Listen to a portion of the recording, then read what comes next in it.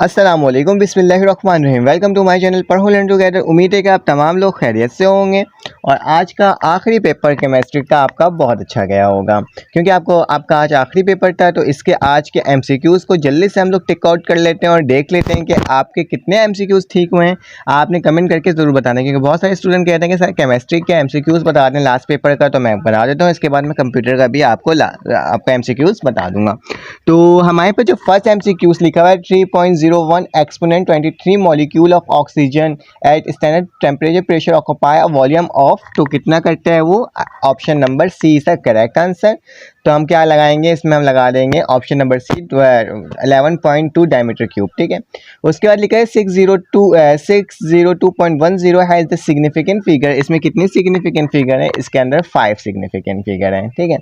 उसके बाद हमारे पास नेक्स्ट एमसीक्यूज लिखा है 1 moles of H2O contain this number of hydrogen atom. कितना हाइड्रोजन एटम रखता है? तो हमारे पास ऑप्शन नंबर बी इसका करेक्ट, जो मैं रेड से लगा रहा हूँ वो सही है। The number of molecule in this pair are same. किसमें पेयर सेम होता है? हमारे पास option number C 10 gram of H2 and 80 gram of CH4। मैंने इस तरह के एमसीक्यूज आपको करवाए भी थे। The vapour pressure of water 100 Celsius will be, कितना होता है हमारे पास? इसमें हमारे पास ऑप्शन आएगा 762। तो हमारे पास ऑप्शन नंबर ए आ जाएगा। उसके बाद लिखा हुआ है हमारे पास next, the capillary action in liquid is due to.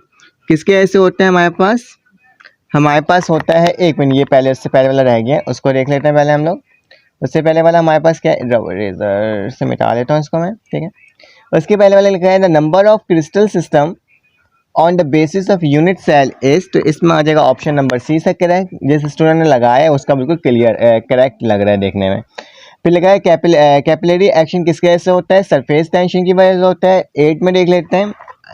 8 में हमारे पास क्या है? हमारे पास 8 में है the rate of diffusion of CO2 is equal to, किसके बराबर होता है वो? C3H8 के। तो ऑप्शन नंबर सी से करेक्ट।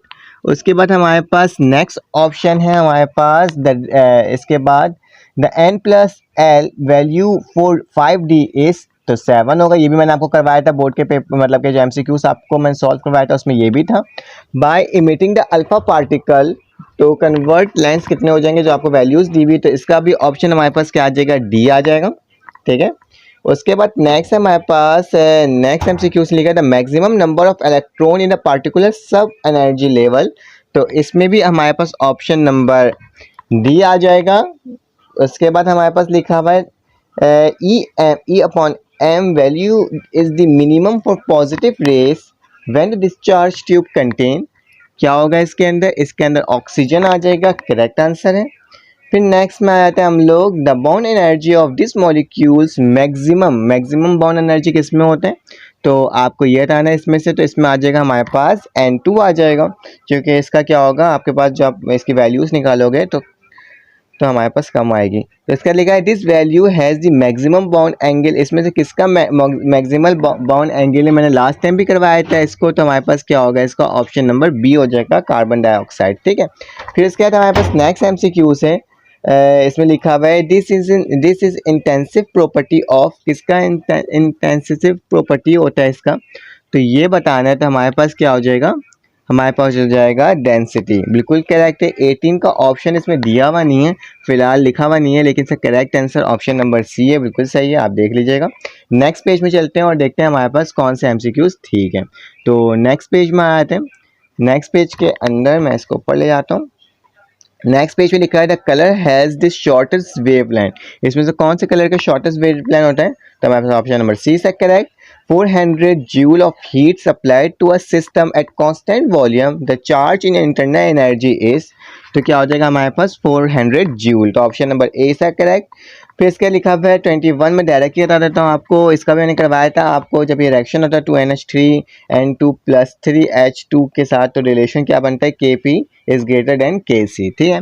उसके बाद नेक्स्ट ऑप्शन है हमारे पास the extent reaction will be the maximum for Kc value is 10 की पावर क्यूब। फिर उसके बाद लिखा हुआ है in exothermic reaction increase of temperature favour. तो इसमें हमारे पास क्या आ जाएगा? इसमें हमारे पास आ जाएगा ऑप्शन नंबर बी हमारे पास क्या आ जाएगा, ऑप्शन नंबर बी आ जाएगा। बी क्या हो जाएगा, करेक्ट हो जाएगा, रिजर्व रिएक्शन। ठीक है, इसमें एक इस स्टूडेंट की गलती दिख रही है मुझे। 23 पे 24 में क्या लिखा हुआ है, 24 का जो हमारे पास आंसर होगा वो हमारे पास होगा ए ऑप्शन होगा, बिल्कुल करेक्ट, ग्रेटर देन के पी, ठीक है, एस पी सॉरी। फिर इसके बाद हमारे पास लिखा है when 2 moles of solute are present in 2 diameter cube of solution then the concentration of solution is.